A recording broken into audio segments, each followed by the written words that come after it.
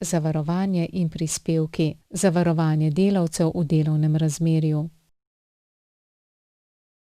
Delavci v delovnem razmerju so z eno prijavo hkrati vključeni v vsa 4 obvezna socialna zavarovanja: pokojninsko in invalidsko zavarovanje, zdravstveno zavarovanje, zavarovanje za primer brezposelnosti in zavarovanje za starševsko varstvo. Prijavo v zavarovanje zanje morajo vložiti delodajalci v elektronski obliki prek državnega portala za podjetja in podjetnike SPOT.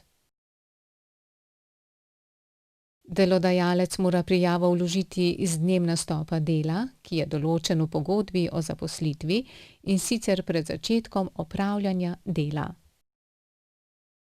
Odjavo iz zavarovanja mora delodajalec vložiti v roku 8 dni od dneva prenehanja delovnega razmerja.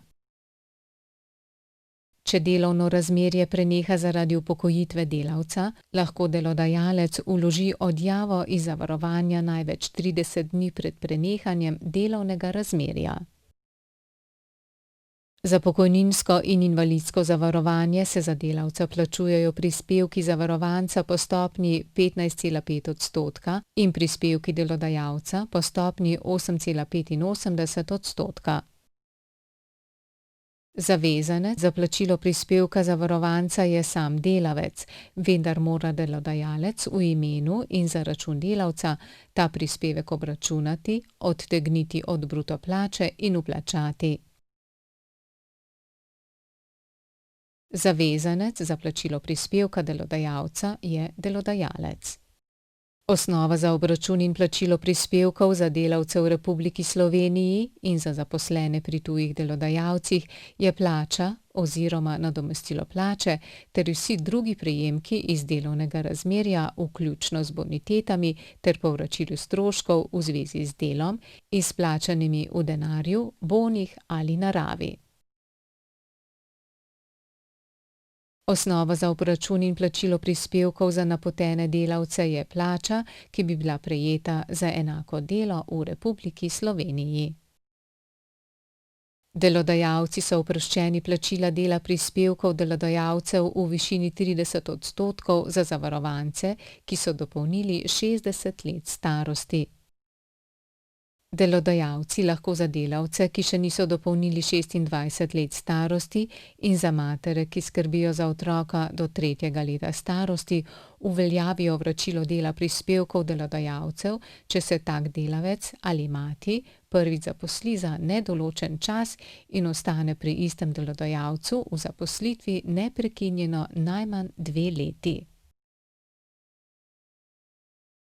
Prispevke mora delodajalec obračunati na obrazcu REK-1 za obračun davčnih odtegljajev, ki ga mora predložiti finančni upravi najkasneje na dan izplačila plače, obračunane prispevke in davke pa mora plačati v roku 5 dni od dneva izplačila plače. Če prispevki niso plačani, finančna uprava uvede izterjavo prispevkov. Kadar prispevki niso bili obračunani, zavod po prejemu podatkov od finančne uprave delodajalcu posreduje obvestilo, ki vsebuje poziv, da mora izplačati plačo, če je še ni, in predložiti obračun davčnega odtegljaja. Hkrati zavarovanec prejme obvestilo o obdobju, za katero njegov delodajalec ni obračunal prispevkov za pokojninsko in invalidsko zavarovanje.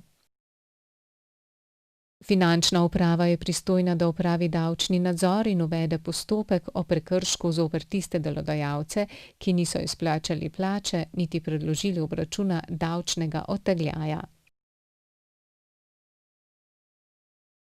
Če ugotovi, da delodajalec ni predložil obračuna davčnega odtegljaja, ker ni izplačal plače, delodajalcu izreče globo.